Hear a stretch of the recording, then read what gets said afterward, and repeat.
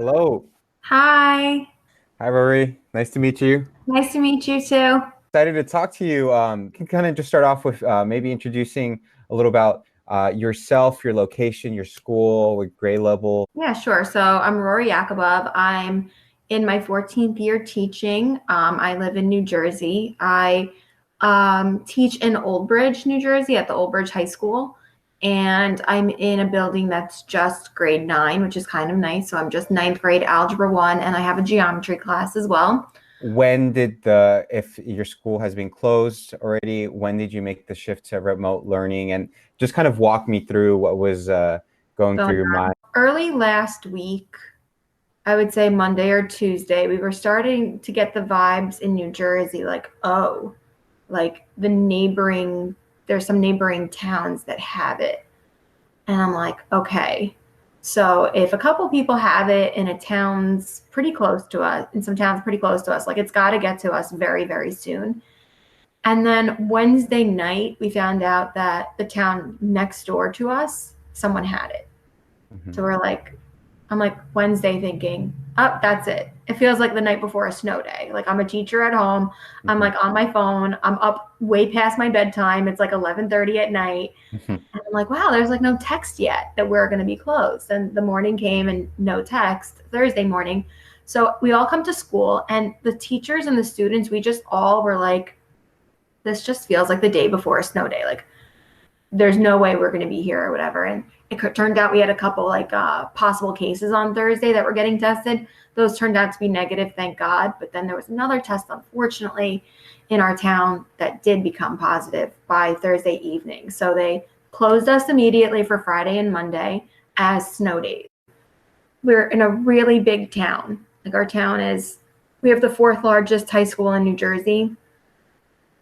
And so it's a lot. And we are definitely mixed as far as like technology at home goes. We have definitely a majority have technology at home, but we're still trying to figure out for the population that doesn't have, like, what are they going to do? So if it's like paper copies, I know that the district's actually hard copy mailing things for like K through 2, so Mhm. that those kids that they'll all have like their packet of work to do that I guess teachers have put together. Um, but as far as I go, I feel like I'm pretty lucky because my 143 students that I teach, they've been doing online homework since September. So I know whatever I give them online, they have access to. And because they're in high school, get throwing them on their phones and doing their work is not like it's a no brainer. And that's good that you've had that experience before with remote learning with your students, and leads me to my next question. So for those teachers who necessarily are nervous or unsure, or this is all new territory, what advice, tips from your experiences in the past would you give to a teacher? I would say for sure that everyone just needs to try things out. Very often, especially on my social media platforms, I get a lot of questions, and sometimes the questions are very good questions, and I answer them. And sometimes the questions, and I'm getting a lot of that right now, so I'm in the thick of it, are Hmm. questions that people can easily just Google, like find out, like try it out. Sometimes we just have to try things out. So I posted on my Instagram that I was going to run some Quizlet live sessions with my students virtually. And I'm thinking in my head, well, yeah, they're not going to be able to see the progress screen, right? They're not going to see Hmm. how their teams are doing. But if I make a call and I put online into, because we're a Microsoft platform, so our school platform hub is Microsoft Teams. I'm going to simply go into Teams. I'm going to give my kids the assignments, everything they need to do, and I'm going to say, hey, at here's the Quizlet code. If you want to join my Quizlet live, I'm going to open it up at 11:55, and by 12 o'clock, we'll play the game. And if you're in, you're in. And if you're not, you're not. And then the kids will just play on their phones or on the laptop, and they won't know how they're doing as a team against other teams. But just to kind of keep that normalcy that they love, I might as well just go for it. And if it works, great. If it's a Hmm. complete disaster, if my kids are Snapchatting Hmm. the Quizlet code and now I've got 2,000 people joined in, I know that maybe it wasn't a good idea. And I'll be like, hey, work on this Quizlet study set independently however you want instead. But I won't know that things are good or bad unless I just give them a shot. And honestly, nothing that bad is going to happen if it doesn't work. The same thing is with like online assessments. People are asking me, well, how are you going to give a test or quiz? Aren't they going to cheat? And I'm thinking, if they cheat on one quiz or two quizzes, or even also a test, in the course of the whole school year, those one or two assessments averaged in with everything else isn't going to automatically bring everyone's GPA up to a 4.0. Like, we have to not worry about the things that we can't control and worry about the things that we can. And just be really open to things. That's how I feel like everything that I've done in my classroom has been me testing things out, me trying them, seeing what works, what doesn't work. And I know for a lot of teachers that have had such limited experience testing things out, this is like a big shock to them. It's just going to make us better teachers going forward. Like, I could almost see if this was so successful that they made digital learning part of like the regular public education, like it wouldn't be a surprise to me if that just became something even bigger into it. And steering away from teachers, now parents. What advice can you give to parents to keep themselves engaged, for them to be supporting their kids? Have you seen any of those schedules going around online? Yes. The rainbow calendars. Yeah. And then there's also a rainbow calendar that's about like 1 p.m. like whining, 3 p.m. like whining part 2, crying, screaming, like chaos. So a lot of teachers are going to want that, beautiful chart, like here's our times, and everyone's really just got to be true to themselves. Like, the thought ran through my head, because again, I got 2 kids at home. I'm like, what should I really make it? Like 9 to 10, we're doing this, 10 to 11. And I'm thinking, I don't want to I'm very organized, but I don't even want to operate that way. I just want to go with the flow of what the pace is looking like. Like, if my kids are super engaged in the activities I have them going on for learning, then I'm going to keep it going as long as I can for the day. If tomorrow pops up and it's a beautiful day and we'd rather play for most of the day outside, then that's what I want to do. I actually don't even have Quizlets set up for my 2nd grader, but I'm going to start setting them up because I'd rather him break away from him doing his stuff that he got from his school and have him switch things up and do the same information, but in Quizlet. He came to my school last year when he was in 1st grade. It was like a day, like take your kid to work day. And he was playing Quizlet live along with my 9th graders. Like, it was so cute. So he totally gets the whole deal of it. But everyone just has to like figure out what works for them. Like, you could make a schedule calendar, get all super organized. I have like teacher friends. They're like proudly posting on their Facebooks, oh, look at my dining room. It's set up completely as a homeschool environment. I'm like, I would never do that. But everyone's got their own like way of coping. And so I think that's how people do it. They cope by getting super organized. They cope by changing out their house or just saying what go with the flow. As far as favorite tools, resources, you mentioned a few of them that you used. Is there some other ones that are also worth exploring for teachers? I created my YouTube channel last week in preparation for this. So I'm starting to record all of my videos because I know there's tons of videos online there for teachers, but I just want my students to hear the lesson through my perspective because they're so used to hearing me explain things.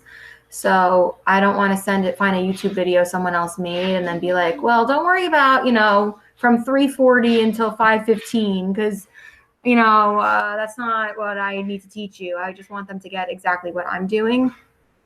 And then I'm promoting myself like to my social media accounts. Like, hey, you can use my Algebra 1 videos on my YouTube account. Hey, go to my Quizlet, use my Algebra 1 study sets. Because I feel like between my videos and my Quizlets, like that's already a lot that me as one person in New Jersey. And you don't want to spread yourself too thin either. Yeah, and I don't need to do everything for free forever. I feel like I already put out so many ideas on my Instagram and so much out there that From the takeaways I got from you, it's like, okay, choose a few platforms, few yes, that's what I technologies, feel. Yes. and do more with less. Don't try to do everything. And I thought it Yeah. was so important that you talked about kids hearing your voice, hearing Mhm. the material from you, and hearing that familiar self. And especially everyone is a different learner, Yeah. visual, audio, and so on. So I thought the YouTube channel, I know they also do live streaming, actually is a really good idea. Yeah. So I wanted to do the YouTube is in the process. I wanted to be able to say like, hey guys, every day at like 1 o'clock, I'm gonna go live. I want to go live on like a streaming thing just to answer any questions or just check in with everyone. Like, hey, how's it going? They'll also just be able to have an ongoing conversation chat style in Teams. I can just post something and then kids are responding, which they're so used to anyway. Like when I've been absent from school, if I wasn't feeling well, I just post everything on Teams and then the kids would respond. And I'm like at home on my couch, like typing back to them, like, please be good for the sub. It's kind of the same thing, except the sub is their mom at home. Interesting. Okay, I love that. I love that. The So it's sub really for the like we're parent. planning for your own sick day, but like the sub isn't the sub. The sub is their parent. It's like Yeah. watching at home. And I'm just being like, yeah.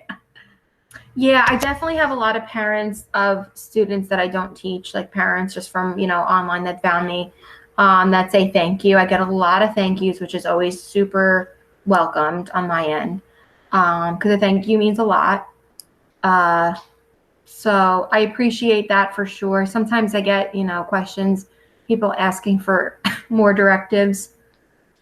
I try to give out information that I can, like, hey, check out this, or go Google what you're asking me, like Mhm.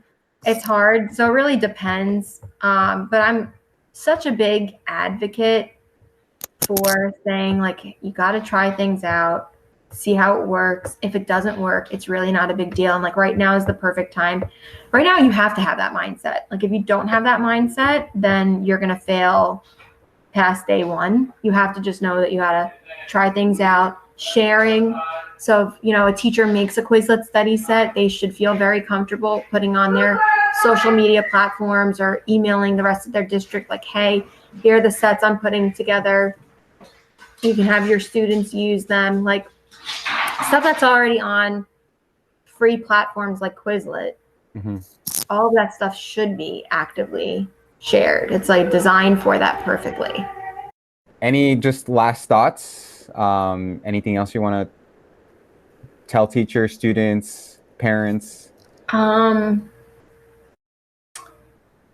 I've seen people use this online. It's like from High School Musical. It's that we're all in this together.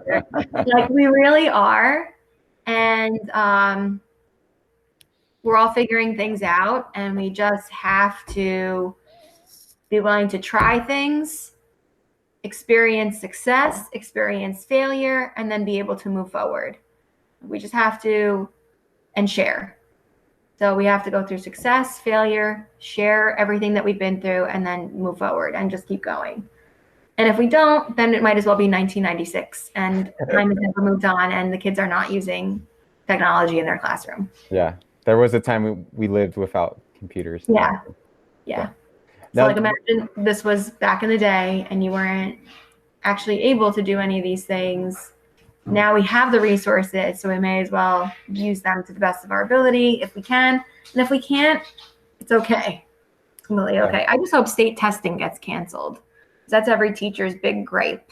So if we're going to miss like a month of school where I can confirm for sure how my students are doing, and then we get like a big standardized test at the end of the year. So I already see that buzzing around online, like state testing better not happen because that's just a stress no one needs. Yeah. We'll see what happens, but definitely love the point, and we're all this together, and I'll definitely have a little High School Musical nod. Okay. So. Yeah. Okay, Thank you. cool. All right. Awesome. Thank you, Rory. Thank you. Have a good one. Bye. Bye. You too.